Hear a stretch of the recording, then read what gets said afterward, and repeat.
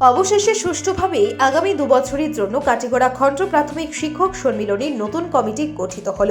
কালাইন লক্ষ্মীপুর স্থিত সদ্ভাবনা ভবনে 30 জুন রবিবার কাটিগড়া খণ্ড প্রাথমিক শিক্ষক সম্মিলনীর দ্বিবার্ষিকের বর্ধিত সভা অনুষ্ঠিত হয়। সকাল 11টায় সভা অনুষ্ঠিত হওয়ার কথা থাকলেও দুপুর 1টা নাগাদ শুরু হয় সভা। এতে পৌরোহিত্য করেন শিলচর মহকুমা প্রাথমিক শিক্ষক সম্মিলনীর সভাপতি অতনু চৌধুরী। বিধায়ী সম্পাদক আব্দুল মজিদ আহমদ বিগত 2 বছরের প্রতিবেদন পাঠ করার পাশাপাশি তিনি বলেন, তার কার্যকালে শিক্ষক শিক্ষিকারা অনেক সমস্যার সম্মুখীন হয়েছিলেন, যাহা সময়ে সময়ে সমাধান করার জন্য কাটিগড়া খণ্ড প্রাথমিক শিক্ষক সম্মিলনীর অবদান রয়েছে।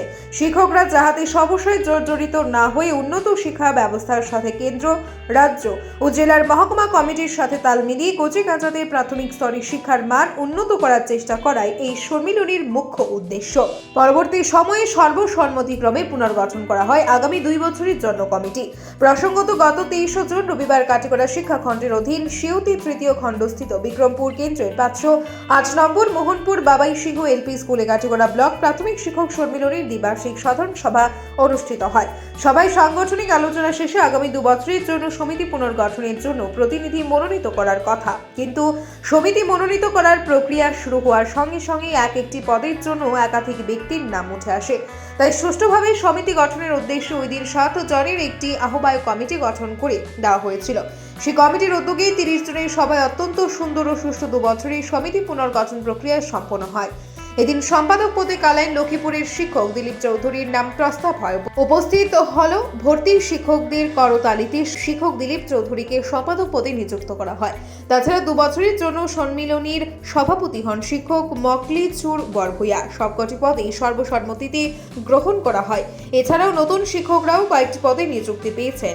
এদিনের সভায় উপস্থিত ছিলেন প্রাথমিক শিক্ষক সম্মিলনী শিলচর মহকুমার সম্পাদক ফয়জুল হক মাজার ভূঁইয়া, কোষাধ্যক্ষ সুদীপ দে, সম্মিলনী কাটিগড়া খণ্ডের প্রাক্তন সভাপতি শিক্ষক জগৎচন্দ্র তামুলি, সম্মিলনীর প্রাক্তন কোষাধ্যক্ষ শিক্ষক ইয়াজউদ্দিন আহমদ প্রমুখ। প্রায় 2 শতাধিক সম্মিলনীর সদস্যরা উক্ত সভায় অংশ নেন। ব্যুরো রিপোর্ট, আজকের বরাক।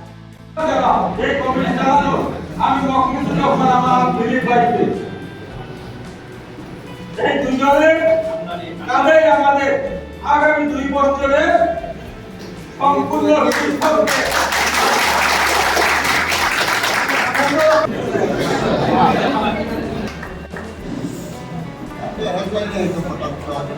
আজকে আমরা আমার যা দেখে যতজন আছেন সেক্রেটারি হিসেবে আরো একজন আমাদের সেক্রেটারি নতুন আমাদের প্রতিটা দিন একটা দুটির উপর আমরা থাকতে পারি। গতকালকে আমাদের বিদ্যালয়ে সরকার স্কিমের একটা সেল থেকে অনেক এক গাড়ি সদস্যরা মোবাইলটিকে প্রতিনিধি করে এসেছে।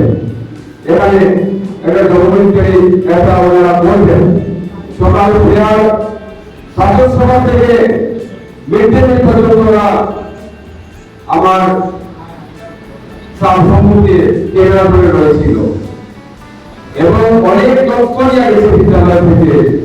হয়তো আমাদের ভালোর জন্য নিয়েছে, বিদ্যালয়টা সুন্দরভাবে চলছে, পরিবেশ সুন্দর রয়েছে, সেটা জনপক্ষে তুলে ধরবে। কাজে আপনারা সুন্দরভাবে স্কুল করুন, ভালো করে স্কুল করুন। আমরা শিক্ষক সম্মেলনীর কর্মকর্তা আপনাদের সঙ্গে সব সময় থাকবো।